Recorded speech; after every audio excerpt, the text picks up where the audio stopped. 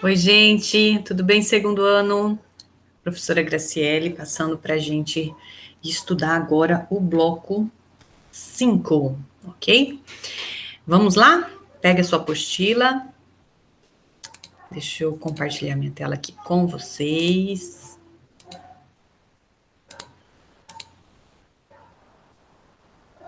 Bom, então chegamos ao último bloco da apostila, né? Hoje a gente vai falar sobre corpo humano.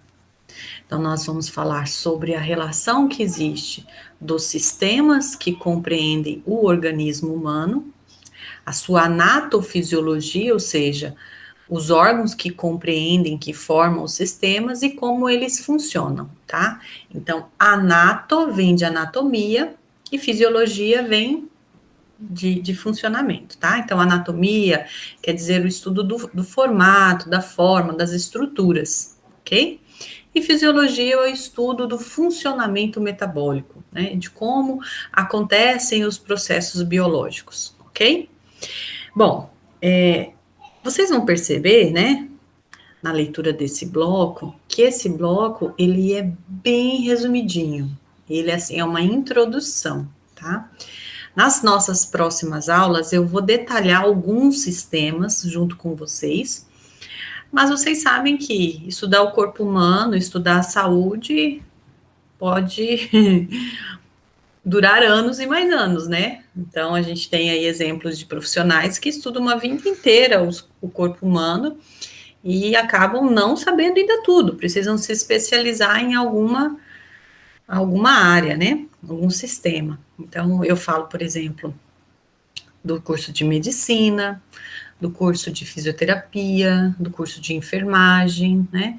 São profissões que estudam a anatofisiologia humana e se dedicam, né? E hoje a gente pode, inclusive, fazer uma salva de palmas para esses profissionais que se dedicam uma vida inteira para cuidar dos outros, né?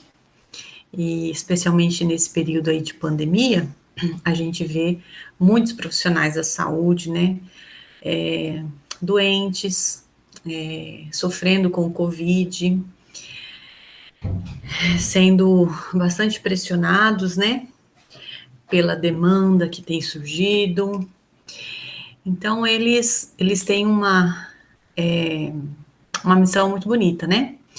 Você que escolheu fazer alguma carreira aí da saúde, né? Vocês já estão no segundo ano, já tem que começar a pensar sobre o projeto de vida de vocês, né?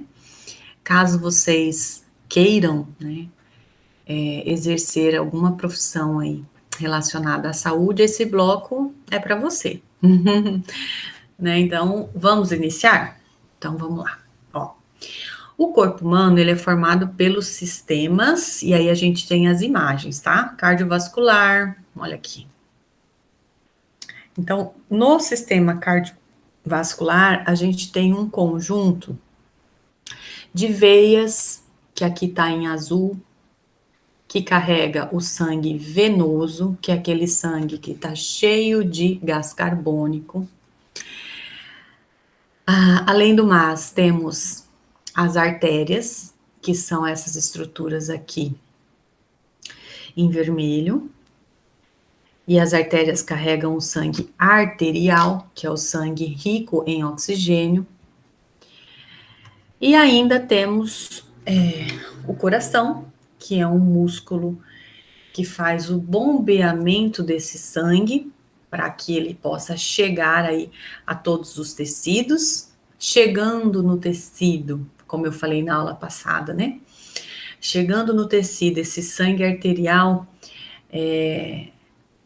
permite que o oxigênio adentre na célula e já na célula, esse oxigênio se instala na mitocôndria, que é a organela responsável pela quebra da glicose. E é através dessa quebra da glicose, né, chamada respiração celular, que acontece a liberação de energia necessária para que todos os sistemas funcionem, tá?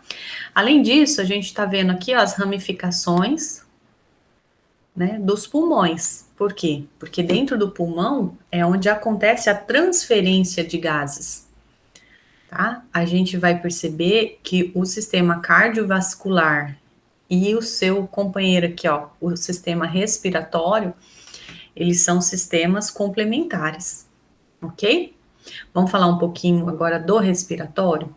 Vamos lá. O sistema respiratório, ele compreende, então, várias estruturas, vários órgãos, né? Iniciando aí nas fossas nasais, né? Nosso nariz, boca, faringe, que é um conector aqui entre fossas nasais e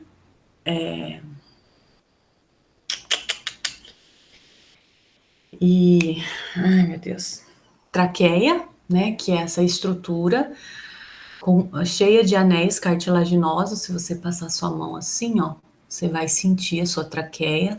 Ela tem uma consistência dura justamente para não colar, né? Então é por ela que passa o ar.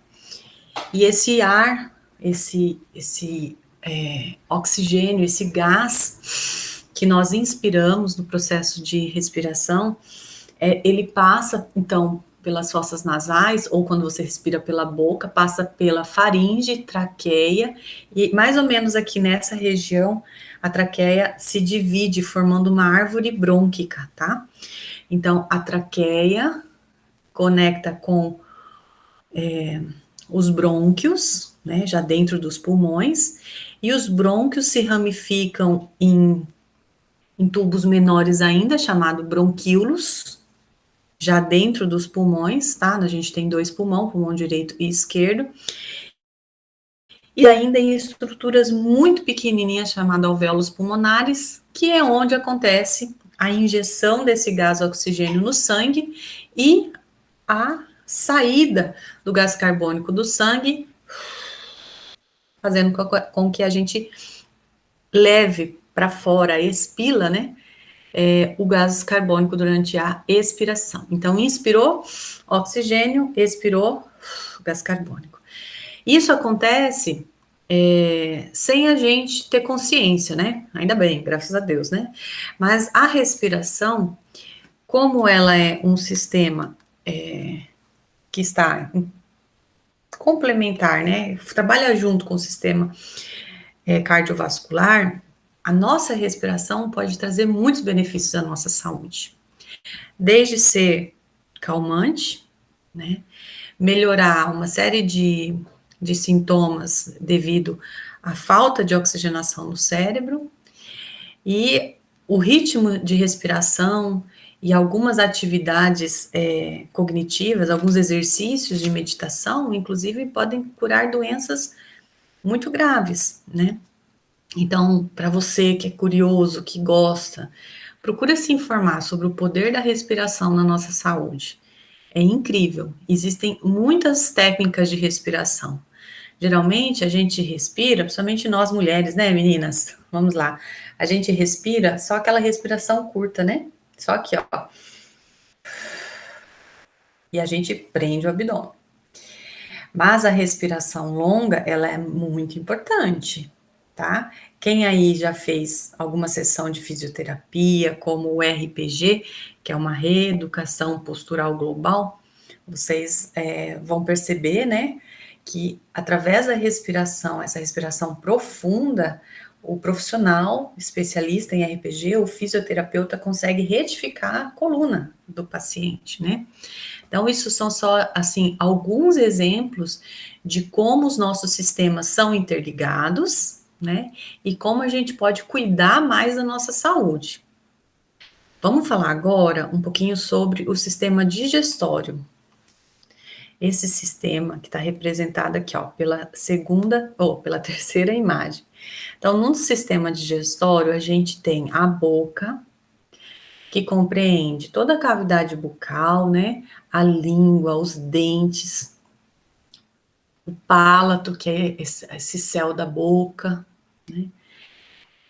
E aí temos a faringe, que também se comunica com a laringe, né? que é por onde passa o ar. Até esqueci de falar da laringe, né? A laringe, ela fica nessa região aqui, ó, um pouco antes de iniciar a traqueia, tá? Por ali passa o ar. Conforme a gente fala, as nossas cordas vocais, elas vibram e dão, então, o som da nossa voz. Cada pessoa tem um timbre de voz diferente, que é essa qualidade, essa propriedade muito singular da nossa voz. Está pouca de gravação de aula e de áudio, né? Mas tá. Então, ó, no sistema digestório, além da boca, a gente tem a faringe e aí a gente tem o esôfago. O esôfago, ele fica aqui, ó, atrás da traqueia, tá? Então, o esôfago, diferente da traqueia, ele é um músculo que ele é muito elástico, ele se abre e ele se fecha, né? Pensa que ele se abre e ele se fecha. E ele vai fazendo movimentos para que esse alimento que você acabou de engolir, ele vá descendo e chegue até o estômago. Então, os processos fisiológicos da digestão, eles se iniciam ainda na boca, através da presença de uma enzima chamada amilase, que é uma enzima que faz a quebra do amido. O que é o amido? É um carboidrato gigante, né, que a gente vai encontrar no arroz, no macarrão, no pão, todas essas coisas deliciosas, né? Na lasanha. E não só nesses alimentos, né? Porque a gente tem costume, assim, de relacionar carboidrato, arroz. Mas na carne, por exemplo, também tem carboidrato, mas não é um alimento que tem um alto índice de carboidrato, é mais proteico, né? Então é legal também a gente lembrar disso. Você que quer fazer nutrição, né?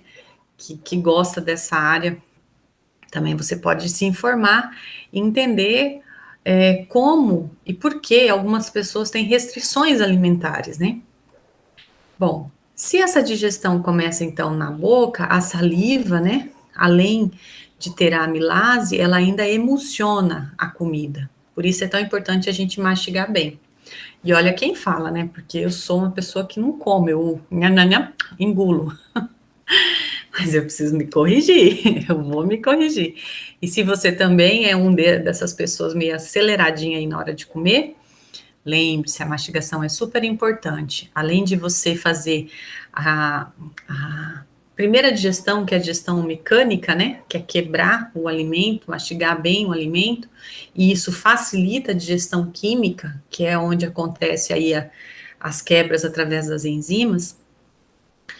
O seu cérebro também envia hormônios que se relacionam à saciedade. Por isso, né, é tão importante a gente seguir essas pequenas dicas aí, né? Isso pode melhorar bastante desconfortos gástricos, refluxo, azia, até ajudar na dieta, né, na reeducação alimentar, na perda do excesso de peso, enfim, tá. E aí a gente tá vendo então, ó, esse tubo que é o esôfago aqui, e aqui que é o estômago. Esse órgão aqui, gente, na verdade é uma glândula, né?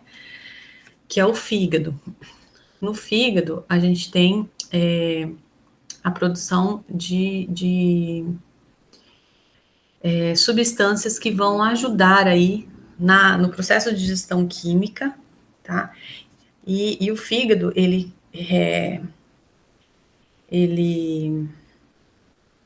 armazena essas substâncias químicas, são chamados sais biliares, na vesícula biliar. E esses sais biliares, eles funcionam como detergentes químicos, então eles quebram a gordura. Pessoas que têm um ritmo metabólico muito lento, ou que não têm uma alta produção da bile, né, desses sais biliares, têm muita dificuldade de digerir gordura. Eu não sei se esse é o caso de vocês, mas esse é o meu caso. Eu não consigo comer alimentos muito gordurosos. Eu tenho dificuldade, eu tenho congestão, tenho vômito, me dá muita dor de cabeça, náusea. Enquanto eu não vomito, eu não melhoro, tá? Você tá vendo como tudo tá relacionado, né? Bom, Então, olha, nessa primeira parte do intestino delgado, né, a gente tem a liberação desses sais biliares aqui pela bile, né, que é essa vesícula biliar que armazena todos os sais biliares produzidos pelo fígado. Uma curiosidade sobre o fígado é que ele é um órgão, né, uma estrutura, uma glândula anexa que se autorregenera. Então, aí, o paciente às vezes está com algum problema crônico, precisa fazer um transplante de fígado. Esse é um procedimento que já acontece no mundo todo com bastante sucesso, porque o fígado doador ele vai se regenerar. Bom, sobre o intestino delgado, gente, que são as tripas, né, propriamente dita, se divide em 3 regiões, tá? Então, a primeira região é o duodeno, que é onde acontece a liberação aí de várias enzimas digestivas, tá? Além também de enzimas, né, que são liberadas pelo pâncreas e hormônios. Né? O pâncreas é uma glândula mista, a gente chama, né? Porque libera tanto enzima quanto hormônio, tá? Bom, e aí durante o caminho desse alimento pelo intestino, a digestão vai quebrando as moléculas, né? As macromoléculas, as proteínas, enfim, todas as substâncias químicas em substâncias químicas bem pequenininhas, né, micromoléculas, que conseguem entrar na corrente sanguínea. Então, o nosso intestino delgado, ele tem essa estrutura toda enroladinha, com muita irrigação sanguínea, né, e dentro, além de vilosidades, que são voltas que tem assim, ainda tem microvilosidades dentro da vilosidade, isso tudo é para aumentar a superfície de contato, né, do intestino com o alimento para aumentar a absorção de nutrientes. Então, é aqui que acontece realmente a passagem desses nutrientes, né? Resultados aí da digestão química que começou na boca, continua aqui no estômago, continua no duodeno e começa aqui no jejum e também no íleo, que são as duas outras partes do intestino delgado, começa então a grande absorção de nutrientes, tá? Terminando essa absorção de nutrientes, esse bolo fecal, que aí muda de nome, né, adentra aqui no intestino grosso. O intestino grosso tem 3 porções, tá? Colo ascendente, colo transverso, colo descendente. Então, aqui nessa passagem do intestino grosso, esse bolo fecal, ele vai sofrer uma reabsorção, mas não só de nutriente, né? Mas principalmente de água. Então, é aqui que o bolo fecal, ele perde água, essa água entra na sua corrente sanguínea, né? E vai para todos os tecidos do seu corpo. E você que bebe pouca água, acaba tendo um endurecimento muito grande das fezes nesse trajeto aqui. Isso pode levar a vários problemas de saúde, tá? Então, as fezes vai se deslocando, né? E se acumula aqui na última porção aqui do intestino grosso, que é o seco, e é expelido, né, do reto, que é a última porção aí que forma o ânus. Então, as fezes faz todo esse caminho. Em pacientes que têm problemas aí de não ir todos os dias ao banheiro, de não ter uma gestão de água, falando em água, vamos já beber uma aguinha aqui, né? Ingestão de água e de fibras, né? Tem bastante dificuldade nesse movimento gastrointestinal, né? Então, todos essas estruturas do sistema digestório fazem um movimento de peristaltismo, que chama, que é esse movimento que empurra, né, esse alimento, esse bolo fecal, o quimo, e depois, aliás, o bolo alimentar, o quimo, e depois o bolo fecal, para o final do trajeto aí, que é a eliminação através das fezes, tá? Então, é muito importante a gente ter uma dieta bem colorida, bem balanceada, não se restringir aos mesmos alimentos, né? Sempre que possível variar. A gente não precisa comprar coisas muito caras para ter uma alimentação saudável, né? Então, por exemplo, assim, ó, procure comer sempre frutas, né? Pelo menos 2 porções por dia. Saladas, né? De preferência que você pelo menos almoce e jante comida, mas nem sempre dá, né? E também existem uma infinidade aí de teorias nutricionais, né? Mas de maneira geral, o que a gente recomenda é que vocês tenham uma diversidade grande de fibras, né? Então, de vegetais, de frutas, de saladas, e um consumo mais moderado de carboidrato, especialmente esses carboidratos simples, né? Que a gente encontra em alimentos processados. Por quê? Porque ele não tem muito nutriente, ele se converte em energia, por isso a gente engorda e fica com fome, né? Porque o carboidrato você come, aí aquela energia vai ser quebrada rapidamente lá nas mitocôndrias das suas células e logo depois você já vai sentir fome. Então o nosso corpo ele ele é enganado por esses carboidratos simples, né? Por isso é importante a gente preferir produtos manuais, produtos artesanais e carboidratos complexos, que a gente chama, né? Então são os integrais, porque eles dão mais saciedade. Mas nem sempre, né, gente, é fácil e barato a gente ter acesso a esses alimentos. Então, vai muito da medida, da dose. O nosso famoso arroz com feijão é uma combinação maravilhosa, né? Tem muitas vitaminas, sais minerais esses alimentos, uma boa saladinha, ovo. Acho que ovo é um dos alimentos mais completos que existe. A gente vai estudar as vitaminas, os sais minerais presentes, né, nos alimentos e vocês vão ver que ovo tem quase tudo. Então, ovo é um alimento super barato, né? Muito saboroso. Quem não gosta de um ovo, né? Pode ser qualquer tipo de preparação, né? Mas evitar aí, por exemplo, um ovo frito com muita gordura, né? Especialmente aí o óleo de soja, que também não é um alimento que o nosso corpo processa bem, né?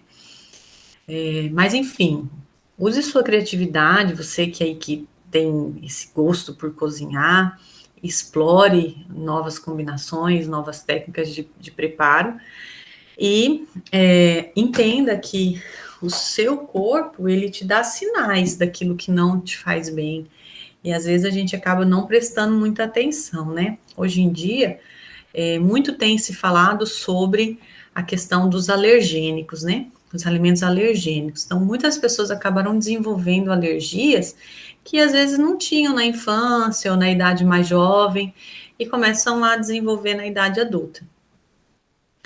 Então, vou deixar aí para vocês sugestões no grupo do WhatsApp aí de, de sintomas que estão relacionados à alergia ao glúten, que é uma proteína que existe no trigo. Então, todos os alimentos que vai trigo tem glúten, né? E às vezes tem alimentos que você pensa assim, não, esse aqui não tem glúten, mas às vezes tem, e você pode estar tendo algum tipo de sintoma em decorrência disso. Você não vai precisar gastar nada para você fazer um teste, ver se você melhora dos seus sintomas ou não. É só você ir tirando gradativamente e se observando, né? Vendo se você se sente melhor. Vou dar um exemplo meu, né? Eu geralmente tenho bastante dor de cabeça, né? Bastante dor no corpo, uma falta assim de disposição e tal, né? E a imunidade às vezes não tá muito legal, às vezes fico doente com mais frequência. E esses são alguns sintomas relacionados à alergia ao glúten.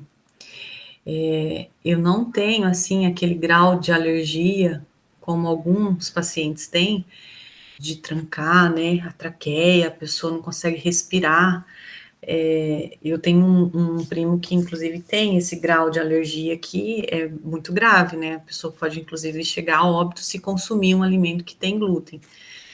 Então, para vocês verem que isso, sim, mostra quanta informação a gente tem e quanto de informação a gente pode relacionar, né, no nosso cotidiano. Outro exemplo de alergênico é o leite, né? Muita gente opta aí por consumir leite zero lactose, porque às vezes tem alergia ou intolerância à lactose, né? Que é um açúcar do leite, né? E às vezes por não ter uma, uma enzima chamada lactase, não conseguir produzir de maneira alta, né? Não consegue digerir bem, então pode ter sintomas como dores de cabeça, inflamações dos seios faciais, né, nasais. Eu, por exemplo, tenho sinusite, né? Essas dores de cabeça aqui, isso aqui fica pesado, às vezes me dá bastante olheira também, em decorrência dessa alergia do leite. E eu vim descobrir isso há pouco tempo, né? Então, hoje eu já tenho 35 anos e comecei a relacionar alguns sintomas que eu nunca tinha relacionado para a minha alimentação. Então, eu sou bióloga, estudo isso há anos, conheço, né, as orientações, mas eu nunca imaginei que alguns sintomas estivessem relacionados. No meu caso, não é a questão assim de ter alergia à lactose, e sim à caseína, que é uma proteína do leite, que geralmente passa batido, né? As pessoas não comentam muito sobre a caseína, mas que o ideal é ir retirando o leite da dieta, né? Se não conseguir, então prefira queijos, né? E de preferência aqueles queijos que são mais escuros. Mas cada um vai encontrar um jeito de ir testando, né? O alimento e observando se aquilo faz bem para você ou não. Um outro alimento que a gente consome e é maravilhoso, é uma delícia e altamente viciante é o açúcar, né? Então, o açúcar, ele também provoca alergia e ele é uma droga. Ele age no nosso cérebro assim como outras drogas que têm essa característica estimulatória. Então, quando você consome alimentos que têm açúcar, muito açúcar, né? Você sente fome rápido. E se você não consome, por exemplo, o açúcar durante, sei lá, 24 horas, por exemplo, você começa a sentir dor de cabeça. É muito interessante isso. Tenta fazer uma desintoxicação de açúcar para você ver.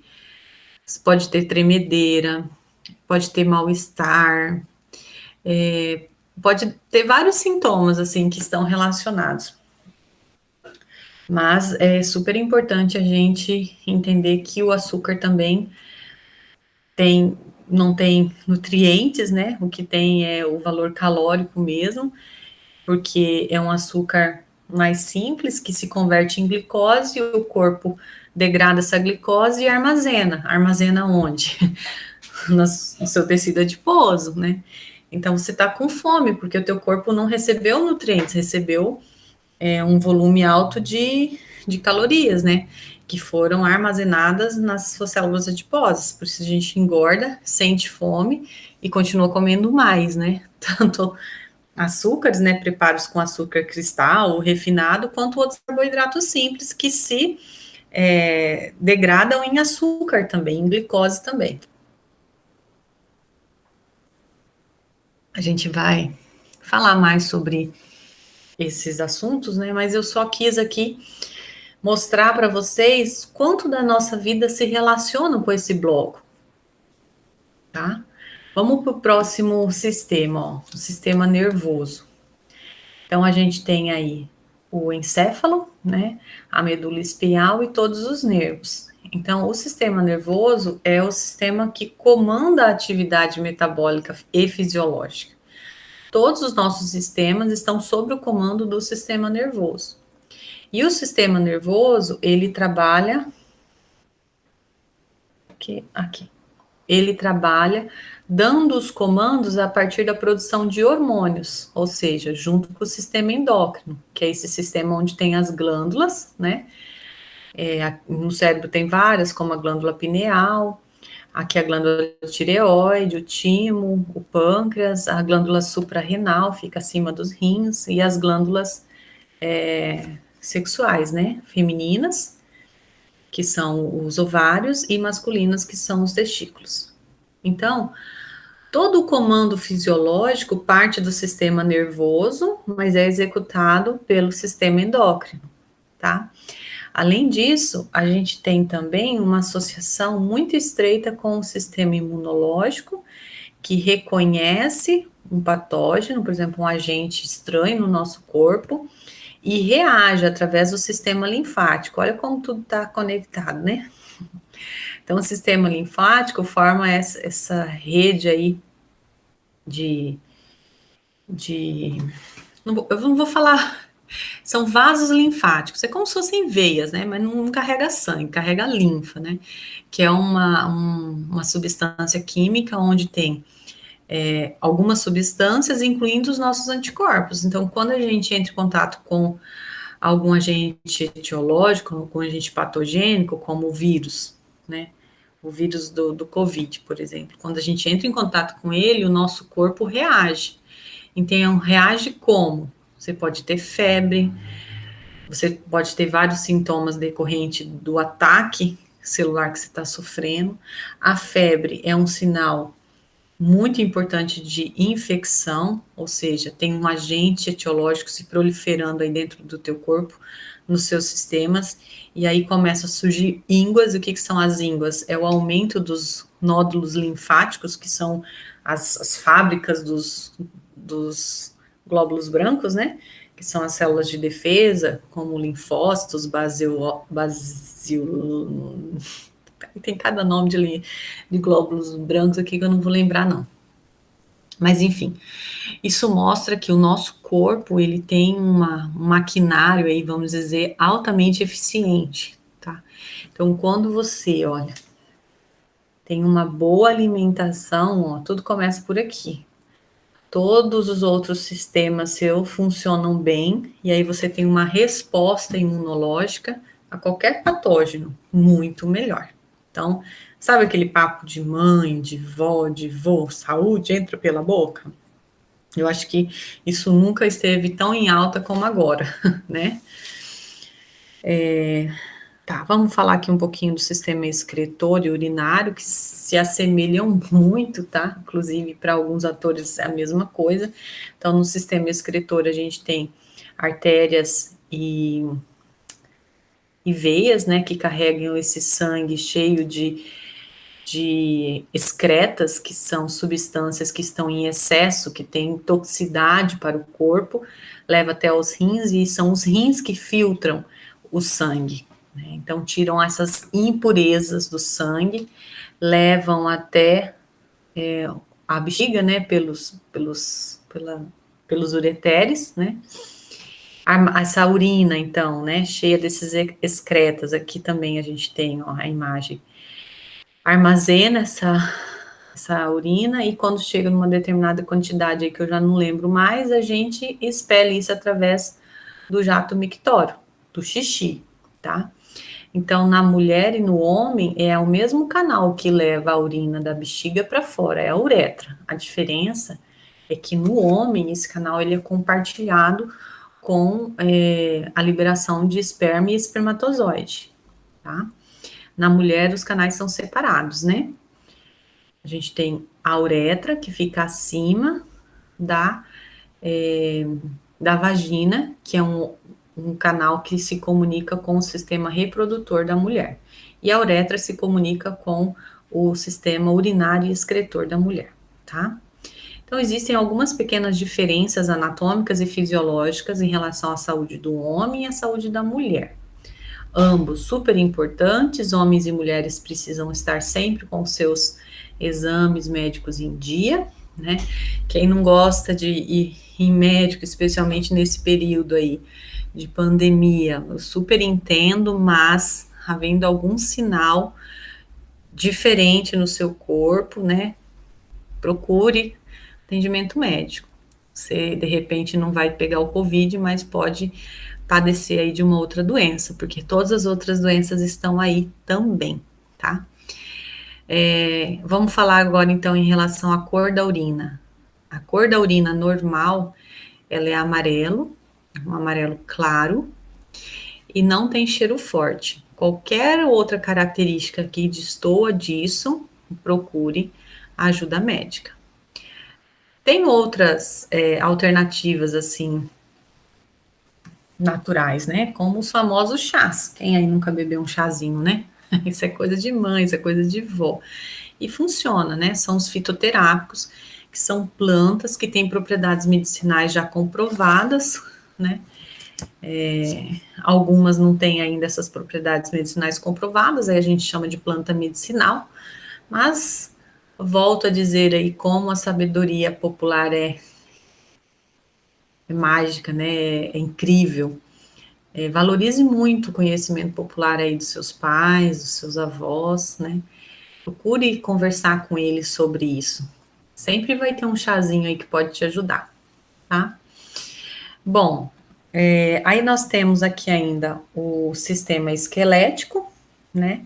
Você tá vendo aí o esqueleto, que é a reunião de vários tipos de ossos. A gente tem vários tipos diferentes de ossos.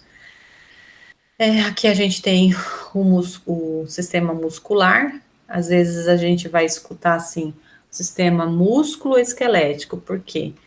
Porque a musculatura, junto com o esqueleto, mais os tendões e nervos, que vão formar o movimento, que vão dar condições para o movimento do corpo. Então, também é normal se estudar junto esses sistemas, tá bom? Aqui embaixo eu trago o resumo das funções do sistema, né? Lembrando que esse material aqui não é de minha autoria, foi retirado do site de todamatéria.com.br.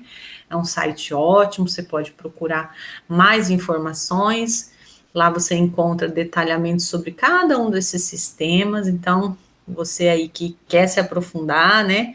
Entende que o conhecimento pode transformar a sua vida. Não fique aí contente ou se contentando aí só com essas aulas mais básicas, não, gente, vai se aprofundar. Por isso eu sempre estou enviando aí materiais de revisão e de aprofundamento no nosso grupinho do WhatsApp, tá? Então aqui, ó, a gente tem a explicação de como que esse sistema funciona, qual que é a função dele, e logo em seguida já temos as duas atividades avaliativas, tá? Então, a primeira delas é o glossário etimológico, que você já percebeu que se repete em todos os blocos. Então, você vai circular as palavras ou conceitos que você não conhece, procurar o significado e escrever na folha de resposta. O exercício 2, eu quero que você faça um mapa mental ou um mapa conceitual para descrever algum sistema. Escolhe um que você goste, que você acha assim, interessante e faça o seu mapa mental. Aqui, ó, eu vou dar a sugestão que vocês façam um mapa mental que é mais simples que o conceitual. Qual que é a diferença? De maneira bem breve. Mapa mental é uma representação gráfica que organiza vários conhecimentos. Então, aqui, ó, a gente tem uma representação gráfica, né, que mostra os componentes aqui do sistema respiratório e o que acontece com cada órgão, ó, com cada estrutura, tá vendo? E aqui a gente vê, ó, a passagem, então, dos gases, o que ocorre, como ocorre as trocas gasosas, né? Aqui nos alvéolos pulmonares. E aqui a gente tem os movimentos de inspiração e expiração e o que acontece com a nossa caixa torácica e com o diafragma, que é esse músculo que ajuda na expansão da caixa torácica, né? Graças ao inflamento aí dos pulmões. Isso aumenta a absorção do oxigênio e faz com que a gente tenha uma eficiência metabólica maior. Então, esse é só um exemplo, eu quero mostrar aqui para vocês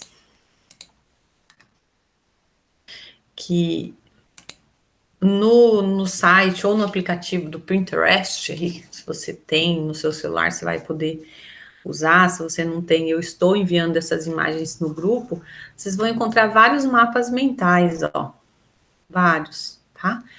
Nesse canal aqui em específico, ó, nerdcursos.com.br, ó, eu tô aqui no site deles, ó.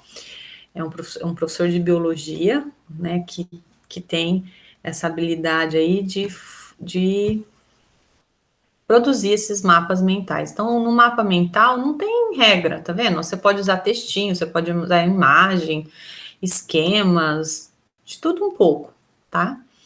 No mapa conceitual, você já precisa fazer uma estrutura que tenha hierarquia. Deixa eu ver se eu acho um mapa conceitual aí para vocês.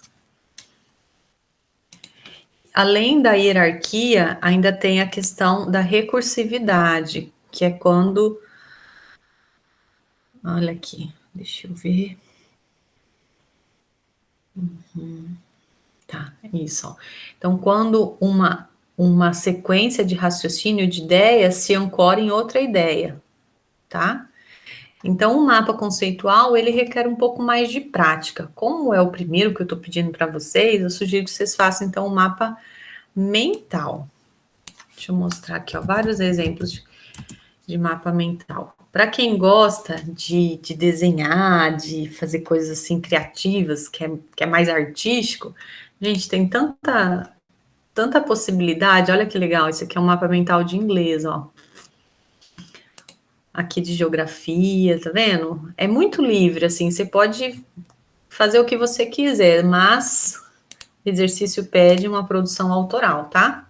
Então você tem que fazer, você não pode copiar de outro lugar, não. Por isso é importante você ler com atenção os blocos, ver esses materiais que eu estou enviando aí, que são materiais de aprofundamento, e você fazer o seu próprio mapa, tá bom? Bom, além disso, segundo ano, vocês já conseguem fazer o último exercício aí das atividades da carga horária complementar, que é o exercício 4, ó. Então, você vai reler o bloco 5, né, e depois você vai listar, só coloca o nome de 20 doenças que acometem os nossos sistemas e que você gostaria de estudar ou que você já ouviu falar, tá bom? Vamos ver aí o que você já conhece sobre anatofisiologia. Isso vai me ajudar a preparar as próximas apostilas aí para os próximos bimestres. Ou, se Deus nos abençoar e a gente voltar ao atendimento presencial, a gente pode fazer isso de maneira aqui, né, tete a tete. Tá bom, gente?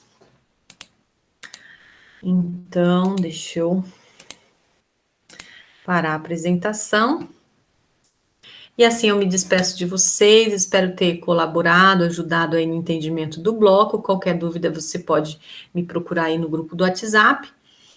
Me chamar no WhatsApp, caso você queira tirar as suas dúvidas aqui pelo Meet online, a gente também está disponível para ajudar vocês da melhor maneira possível, tá bom? Beijo grande, tchau, tchau, fiquem com Deus.